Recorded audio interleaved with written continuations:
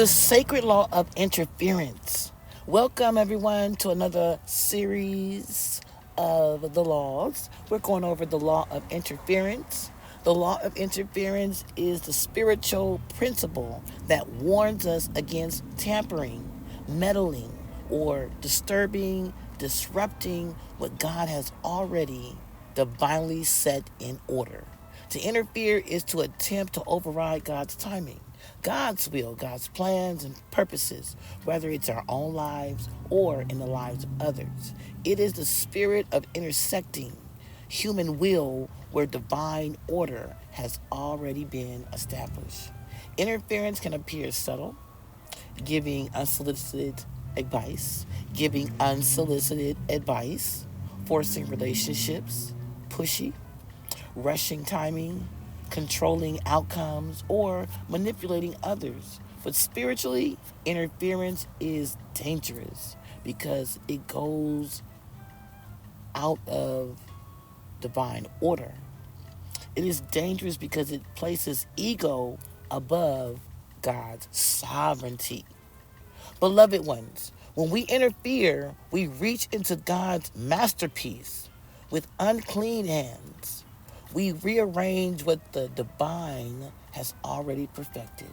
This all reminds us God's plan is holy and his timing is flawless. His timing is flawless.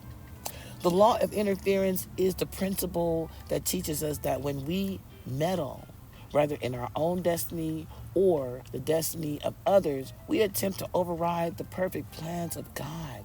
Interference is pride dressed up as care, control, or concern. It is man's placing himself, it is man placing himself above the divine.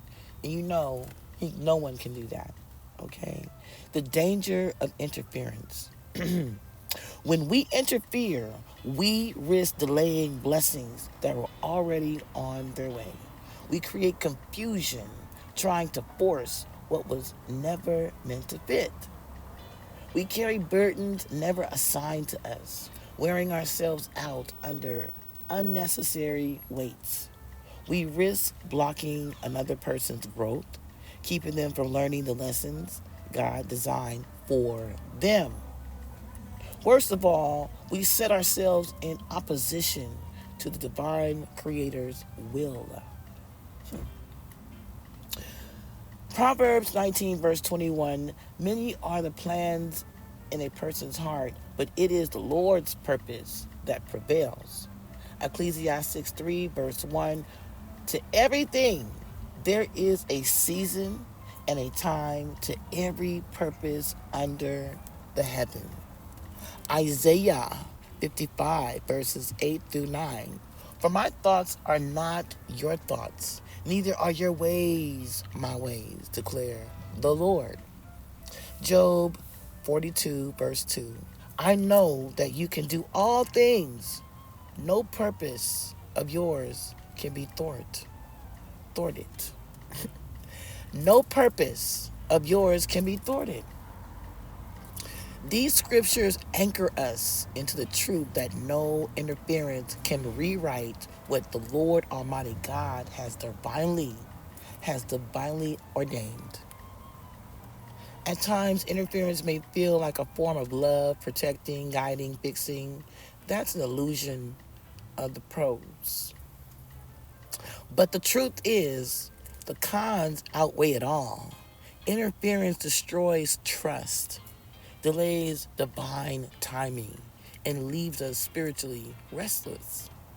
Instead of interfering, we are called to intercede, not to control, but to pray, not to meddle, but to trust. I release control and trust in God's divine timing. I release control and trust in God's divine timing. I refuse to interfere with God's plans. I surrender to his divine order. I am divinely aligned with heaven. I am divinely aligned with heaven's will and flow. with divine peace, gratitude, thankfulness. I honor the paths of others and trust the Lord's divine plan and purpose and timing. The sacred law of interference calls us into humility and deep trust to surrender to the divine plan and purposes of the Most High and to know that to interfere with divine timing or the Lord's plan is very dangerous.